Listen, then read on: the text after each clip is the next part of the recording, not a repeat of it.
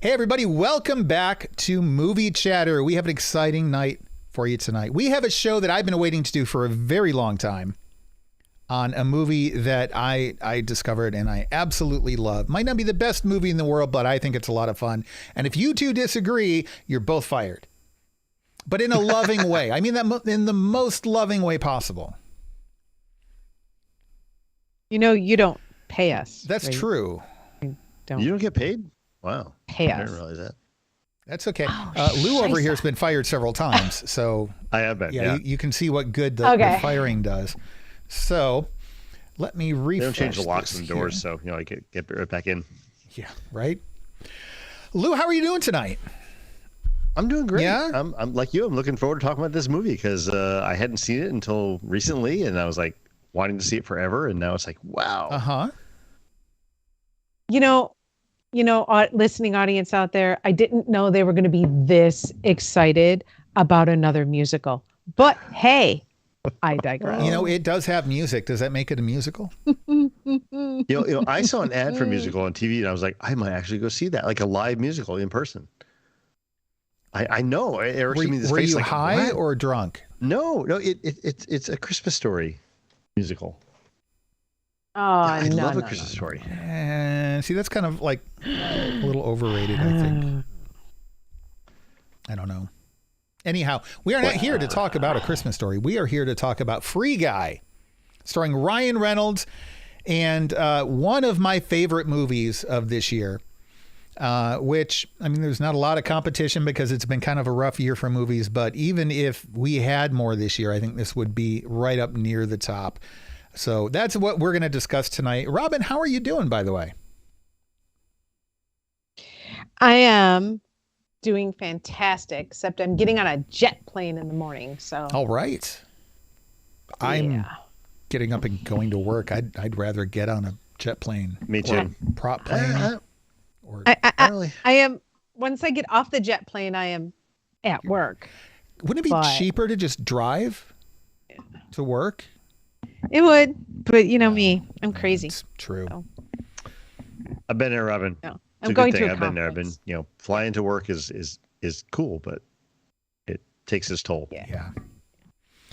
All right. Well, I'm glad you're doing well. We're going to be discussing Free Guy tonight, and we will be getting to spoilers later on in the show. First, we're going to go around the room here and give our initial thoughts and kind of break down the episode a little bit. And I tell you what, I've got to set up this focus feature on my phone because I've got it set to be silenced, and yet it doesn't silence everybody. Some people still come through. So, Lou. Yes. You said you just recently saw it, right? I did. Okay. Yep. And what did you think? I thought it was clever and enjoyable, and I loved it. Yeah. Okay. Robin, I know that being the gamer that you were really looking forward to seeing this and catching all of those video game references. And I'm curious, did it meet your expectations? You know what? Well, that's a loaded question. I found it clever and enjoyable. But I'm sensing a but. and Okay. and a good time. No, you know what? It is definitely. I would watch it again, over and over until the jokes and Easter eggs get There you old. go.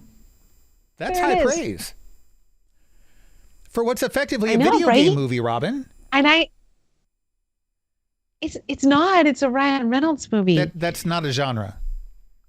It's also not a subgenre. Are you sure? I'm sure. Are you sure? Trust 'Cause us, I think Robin. Lou and I are sci-fi experts time on travel loopy- subgenres. Yeah. Mm-hmm. Sci-fi time travel loopy movies are a subgenre.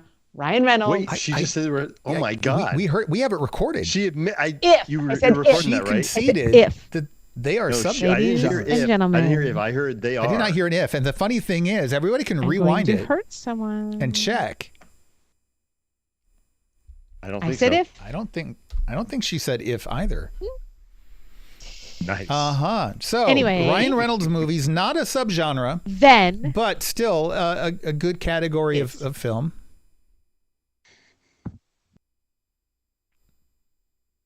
Ryan brings sexy back to bank tellers. Okay. I am comfortable enough in my manhood to say Ryan Reynolds is a sexy guy. Yeah. Yeah. Yeah. And I mean, he makes good movies. So if you don't know, Free Guy is about Ryan Reynolds' character, Guy, who is a bank teller in a video game, but doesn't know that he is a bank teller in a video game. But he starts to get the impression that there's more to life than what he does. Every day he goes into work, the bank gets robbed over and over again. And he's like, there's got to be more than this. And so he starts to kind of explore a bit. And he runs into another character in the game and decides he wants to be a little more like her. Well, first, he's absolutely enamored with her. And that's when you find out that this her is one of the developers of the game who, along with her business partner, sold the game to kind of a corporate gaming company run by Taika Waititi. And some of their original code is in there, and she's trying to get access to get it back. And, you know, there's a little more details there. And so antics ensue, and the plot kind of goes from there. I loved this movie. I think that it was just a lot of fun. The comedy works. The pacing was good. The action scenes were good. The special effects were good. I think that the plot that happens outside of the movie was good. And if you are a gamer, you don't have to be a gamer to like this movie. Robin, I assume you, all jokes aside, you don't play video games unless they're on your phone. I don't play video games, but I do play gamer type games with my son on family game night. Gamer type games like what? That's not like you, the board you can't games use the word where gamer you get to like in board games without saying board gamer. Okay, board game. That's fine. Okay, board gamer. When we say gamer without the word board prefixing it, we mean like, well, in the context of this movie, something like Fortnite, etc. Yeah. Yeah. No. So you don't have to get those references to enjoy this movie. But if you are a gamer or have been a gamer or maybe have a son or daughter who's a gamer and you've seen Fortnite a billion times, there are so many in jokes. It's crazy. And then if you understand the streaming and Twitch and YouTuber community and all that, there's a bunch of in references there. Whoever wrote this movie really gets it. But I also think, Eric, there's actually a line in the official description, wherever IMDb, wherever I am, that says, you know, guy decides to become the hero of his own story. Yes. And in that there lies this aspect of the film that I really like, right?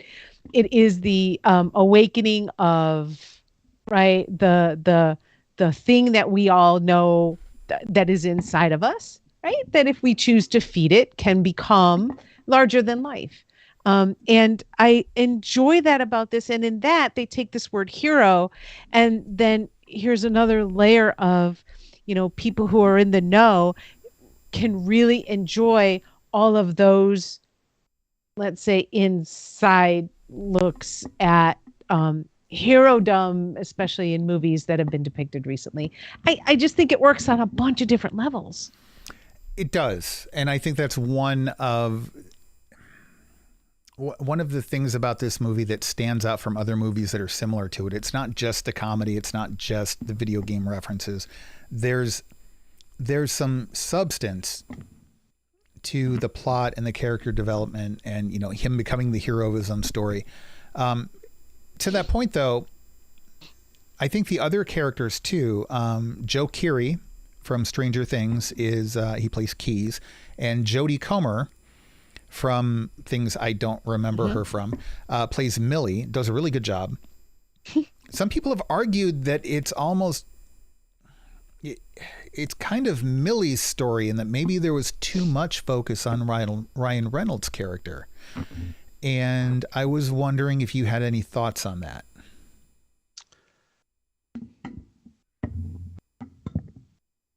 So I'll jump in here. I mean, I think that it is her story because her and her, business partner were the focus of what the story was about.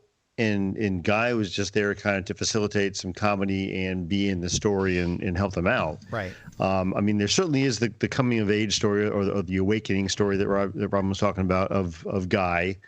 And I think we can all kind of, relate that in some form or another of how you find yourself and, grow into a new you type thing. But I try not to read too much into these kind of movies like that because for me, it's about the fun of the movie. It's like we've talked before about Pixar movies. They're really good for the first 2/3, really funny, really fun. And then all of a sudden, let's hit you with the message and make you feel bad and, try to make you feel like you want to do a change of something, right. And I see where they're coming from, but that's not why I came to this movie. I wanted to see this for the comedy, for the fun of it, and just kind of go from there. And this one wasn't too heavy-handed with the underlying kind of themes they had going on. But yeah, I think it was her story because it was, you discovered along the way what she was going through, what happened, and, how bad the evil corporation was that took her stuff. Right. Or bought her stuff, I should say. Yeah. I think for me, people have complained that it was a missed opportunity to explore her story a little bit more, and especially to have a woman kind of lead a movie like this. But I also kind of feel like you have to have a lot of Guy in the movie to facilitate kind of the stuff that's going on in the video game, and having the video game actually come to life is one of the reasons why you care about, her story. It's why her story has as much stakes as it does. It's not just that, some corporate company came in and repurposed her code. I mean, like her business partner points out, hey, they bought our code. They can kind of do what they want with it. And yeah, it's tragic, but happens every day. So you do kind of need that, the AI coming to life thing to make her story more important. But I really do feel like her story is the more powerful story here, even if watching Guy in his self-realization is maybe more fun. But I do like the fact that we get both. And I think that we've actually got a good balance of the two. What do you think, Robin? No, I absolutely agree. Right. This could have gone the way of a rom-com for me if we didn't have two strong co-stars. And I think that's the important word here. I do think that they were co-stars, right? She does become the hero of her own story as well, but she needed him.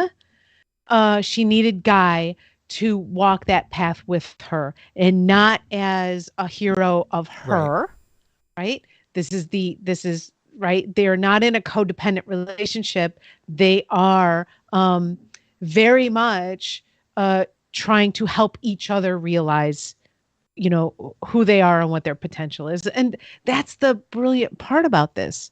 Right? People can just sort of watch it on the surface and say, yep, it's an action, it's an adventure, it's a comedy, it's about video games. No, it could be the most beautiful thing that two people engage in, right? This self-actualization and how they can extend that into others' lives as well, because there's a plenty of that in this movie. I think this is very timely. I think this is the antidote to a lot of things that we've been experiencing on the outside here of this video game. And it's a rainy Saturday afternoon. Watch over and over and over again. And when we get to spoilers, I do have a favorite moment, which I will share when we get there. As far as other casting, Taika Waititi plays Antoine. who I thought was absolutely fabulous.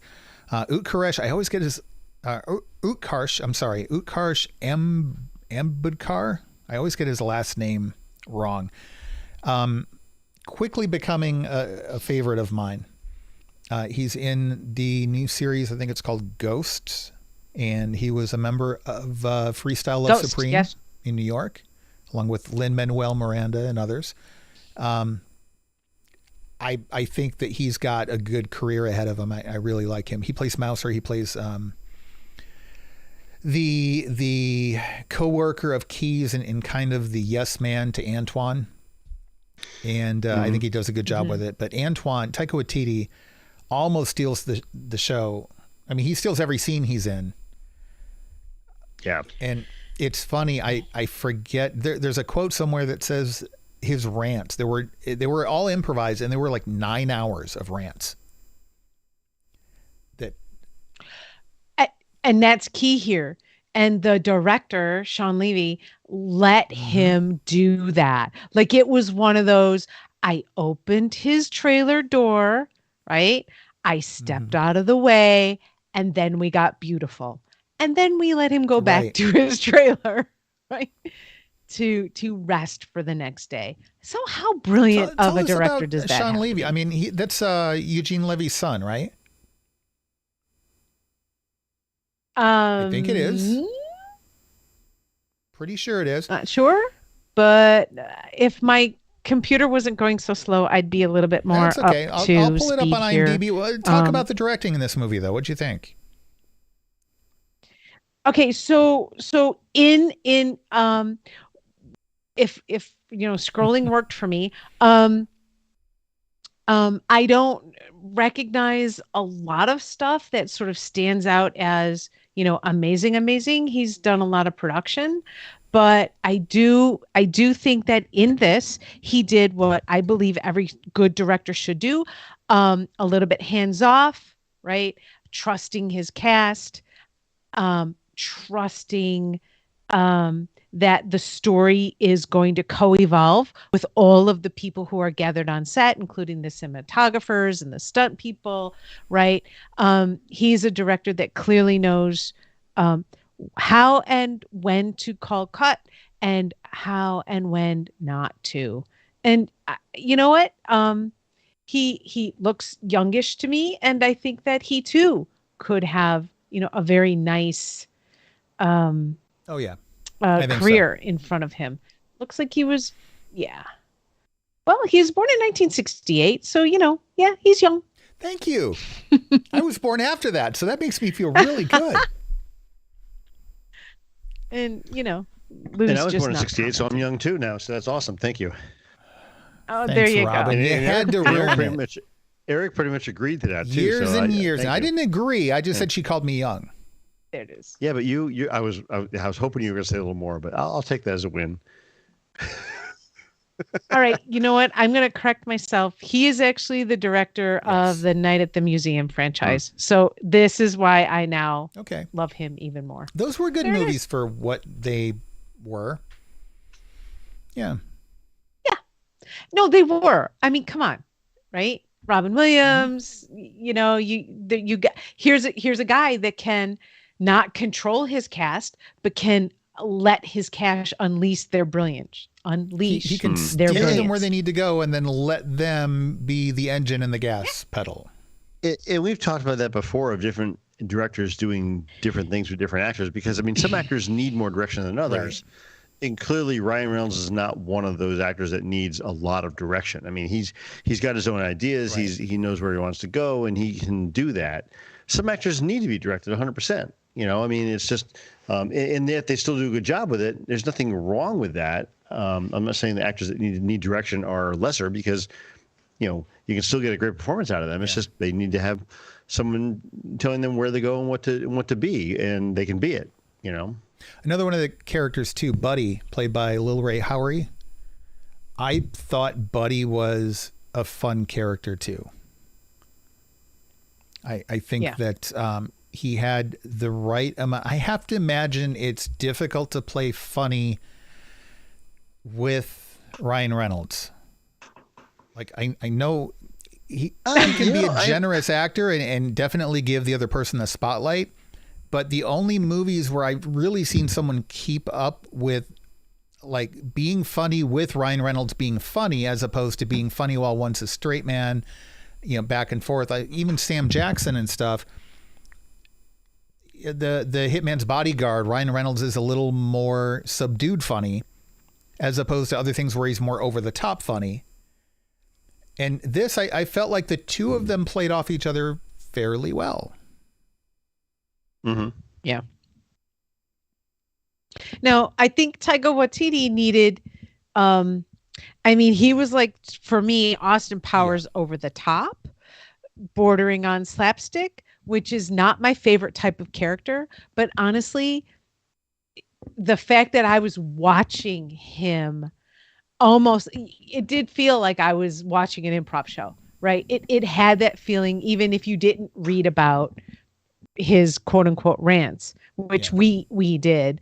But it felt like, well, if they were to rein him in, this wouldn't have been the same movie. But for my taste, it bordered on slapstick over the top. I think it needed to be over the top because I think you needed that arrogance that comes with that powerful a media figure. If they had someone who was too much like Mark Zuckerberg is in real life, it wouldn't be interesting to watch. If you had someone who was too close to Jeff Bezos in real life or too close to Steve Ballmer from Microsoft in real life. Steve Jobs was maybe eccentric enough that you could kind of pull that up, but then it just comes across as angry instead of like just narcissistically goofy. And I think that we got that with Taika Waititi, and I think that over the top worked. I really think it was almost perfect. Like it was never, you mentioned it was almost slapsticky, maybe almost, but it never became slapsticky. It teetered right on the edge maybe, but I don't really feel like it ever went over. Just in my opinion. Lou, what do you think? Taika Waititi? Good? Bad? Yeah, I think that's perfect in the role. Yeah. He's not going to be that front man that I want to see in a lot of stuff, but he does that role where he fits a niche in a movie really, really well. And he does the bad guy really, really well. Oh, yeah. All right, let's talk spoilers. Really? Okay. Robin, you can take it away. I know you had stuff you wanted to talk about once we got to the spoilers. Well, all right. There's this moment. You all know the moment? Do you know the moment? Share the moment with me. Yeah, there were several. I had a laugh out loud moment. So it's when the fight scene between, and help me with the character's name because again, Guy and Millie and the dude. Okay. Dude. So when Guy and dude are fighting and they're so Lou's got it, right? And all the weapons are coming out and the cap shield came out, right? And it cuts to Chris Evans. And he gets this expletive out. I swear I almost fell off my couch. Right? It was definitely one of those laugh out loud moments where you just want to go, well played, gentlemen. They got well that played. Like at the last minute, and they had 20 minutes to get that shot. Oh, yeah? Yeah, he was actually on a lunch break, apparently in that cafe, from a different film that he was working on, and they just made it happen. Yeah, it was that close. So now you could kind of tell that there was a point at which in the production where the Disney and Fox merger thing went through, because I think this was originally a Fox product. And then all of a sudden, like that point in the movie, we start seeing, I don't want to spoil everything, but we start seeing a lot of Disney owned Easter eggs kind of pop into the film. in a good way. But it was just like it hits a certain point and then there's a lot of them all at once. Yeah, I mean, nothing to me was really to the point where it took you out of it. It was like, this is one big advertisement. It worked. It felt right. It was in a video game. So like you can get away with it there because it's in a video game. True. And the video game all along was goofy and campy and over the top. So, and by the way, if you haven't watched it yet and you're still listening because we're talking about spoilers, which makes me a little confused as to why you'd still be listening. But if you are, or if you're going to maybe rewatch it a second or third time, look for the people in the background. The video game players in the background doing all kinds of just nonsensical things that you see all the time in video games. It's really kind of cute. So, yeah. So for me, all of this works. I have my students read Sidney Lumet's book on making films. It's very readable. It's very easy to digest. And what Sidney Lumet describes as a good director is exactly what this director did, right? He assembles a cast. He assembles the right cinematographer, right? And everybody that needs to be there is there. And then he sort of sits back, but definitely in attention and simply conducts. And if film students out there or wannabe film students or people who just love films, if you just watch it for that, I guarantee you, you will really enjoy this. Now, see, I was a little hesitant initially to recommend this movie at all, thinking that Robin wouldn't like it. And then the more I watched it, because I've seen it, I don't know, 3 or 4 times now, I'm thinking, okay, yeah, Robin will at least enjoy like just the superficial popcorn aspect of it. And now she's sitting here talking about, potential film students who've read this really good book on making film should watch this movie. I'm like, wow. Lou, I don't know about you. I was not expecting this from Robin. I wasn't sure what to expect. Robin's been surprised me last couple of weeks and so forth here. So I'm never ready to prejudge what she's going to like and not like. I think bribing Tim to put things in her drink before we record, I think it's been working out. It's been paying off pretty well. We just recently watched another movie, and when we are ready to record on that, I will tell you about another laugh out loud moment that I actually did fall off the couch. Like it was. Is it the movie we're covering next? Moments where I just went. Oh. No. Darn. Well, what movie is it? Yeah, it's okay. I'll just you know what? It'll be a surprise. It's like a Christmas gift for the holidays. Are we going to cover it on the show? It arrived, but I'm not going to tell you what. Yeah, because otherwise we can't cover it on the show. We will. Okay. We will. We will definitely cover it. I promise. I'm worried, Lou. Is it a musical? Good Lord. Good. Okay. No. So we're safe at least. Oh God, no. All right. And we know it's not a rom-com because, Robin. Yeah. Okay. All right. Yeah. Anything else we want to discuss about Free Guy?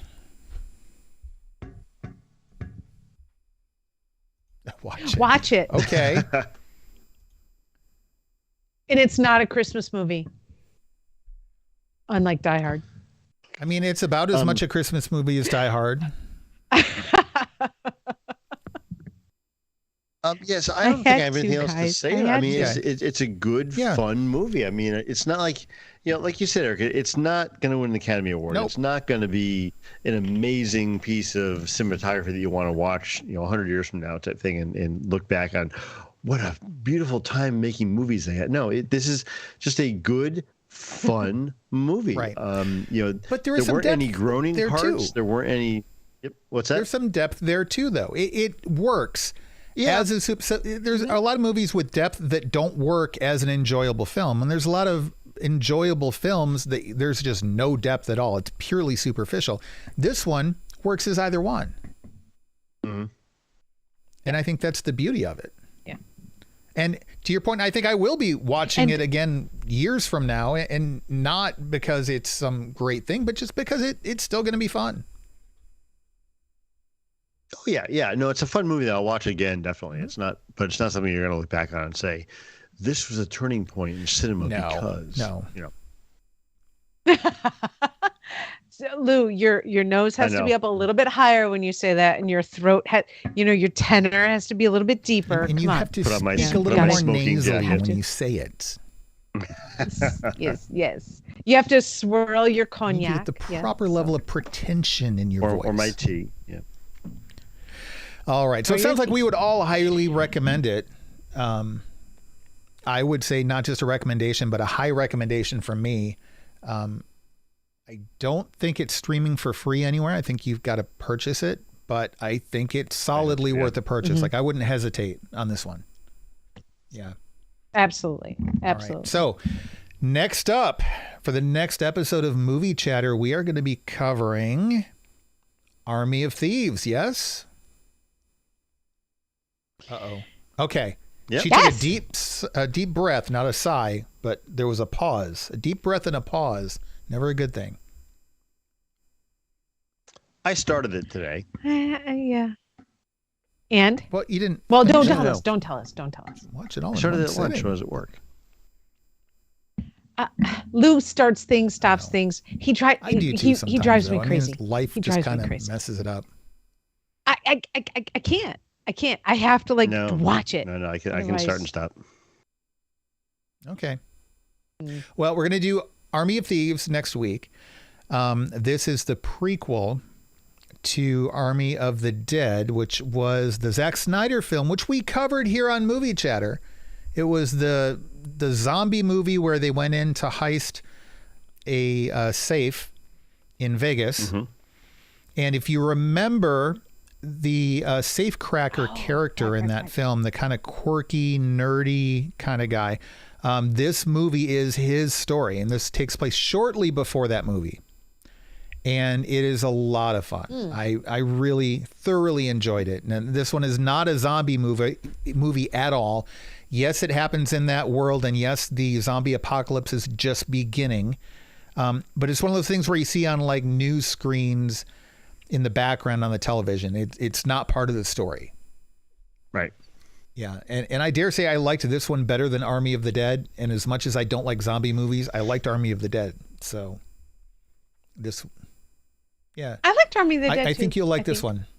Did I? And there's another Netflix movie coming out. So Army of Thieves is on Netflix. Right. Red Notice is coming out this Friday. This Friday, yeah.